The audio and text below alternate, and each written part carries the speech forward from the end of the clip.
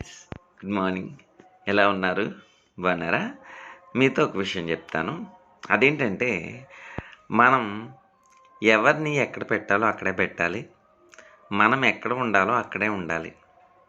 నేను ఎందుకు ఈ మాట అన్నానంటే, మనం ఏ విషయంలోనైనా సరే, ఇతరుల విషయంలో కావచ్చు, లేకపోతే మన విషయంలో కావచ్చు, మన హద్దులు మనం దాటకూడదు.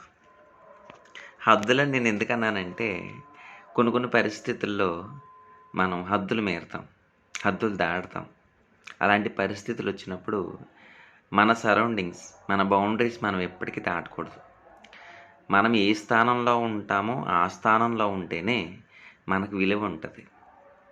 ఫర్ ఎగ్జాంపుల్‌గా నేను ఒక విషయం చెప్తాను. వేరే విధంగా అర్థం చేసుకోవద్దు.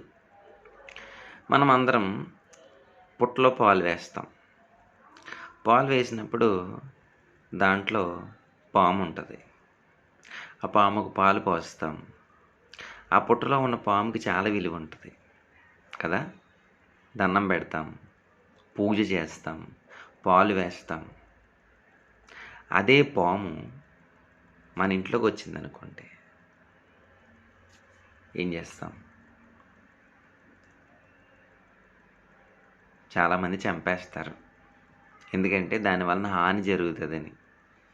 నేను ఇక్కడ అంటుంది ఏంటంటే, వేరే విధంగా మాట్లాడటం లేదు. అంటే ఆ పాము యొక్క స్థానాన్ని చెప్తున్నాను నేను.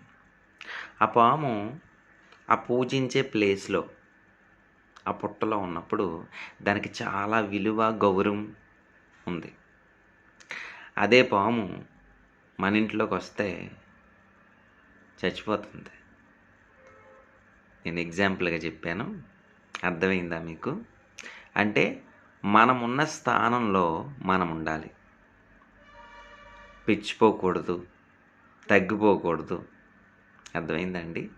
కాబట్టి మనం ఎప్పుడూ కూడా ఖర్చు పెట్టే విషయంలో కావచ్చు, ఆలోచించే విషయంలో కావచ్చు, రిలేషన్‌షిప్ విషయంలో కావచ్చు, మరి ఏ విషయంలోనైనా సరే మన హద్దులు మనం ఎప్పటికీ దాటకూడదు.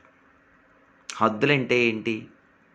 అంటే మన స్థాయి, మన స్థాయికి మించిన ఆలోచనలు గానీ, మన స్థాయికి మించిన ఖర్చులు గానీ మనకు పనిచేయవు. మనమున్న స్థానంలో మనముంటేనే మనకు విలువ, గౌరవం సమాజంలో. కాబట్టి ఆలోచించండి. బాయ్. Thank you.